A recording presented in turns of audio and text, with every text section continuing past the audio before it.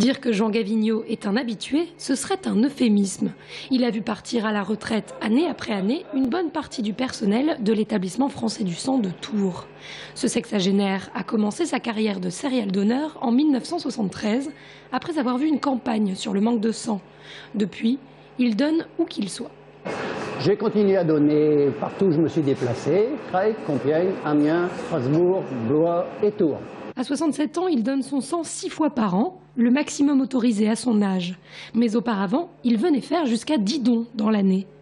J'ai le sentiment, moi, d'avoir servi à des gens qui pouvaient avoir besoin de sang, qui étaient en moins bonne santé que moi. Moi, j'étais en bonne santé, puisque pendant que je faisais tout ça, j'ai quand même continué mon activité sportive, puisque je suis marathonien. Je ne me suis jamais senti affaibli du tout par le don de sang. La peur de la piqûre, c'est l'ennemi numéro 1 de l'EFS.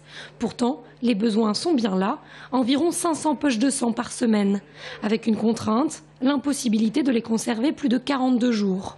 Les donneurs doivent donc être fidélisés, mais à certaines périodes de l'année, ils sont plus difficilement mobilisables. C'est vrai que décembre, janvier, les ponts et septembre, c'est toujours un peu difficile pour nous. Les poches de sang collectées sont réutilisées en priorité dans la région, pour les transfusions aux cancéreux ou les transplantations notamment. Après une collation, Jean Gavignaud repart avec le sentiment du devoir accompli et un petit souvenir pour l'occasion. On m'a remis un magnifique diplôme d'honneur, mais qui hélas ne s'arrête qu'à 150 dons, donc, mais les 25 supplémentaires, peut-être dans une autre vie. L'établissement français du sang se situe à l'hôpital Bretonneau et accueille les donneurs toute la semaine, ainsi que le samedi matin.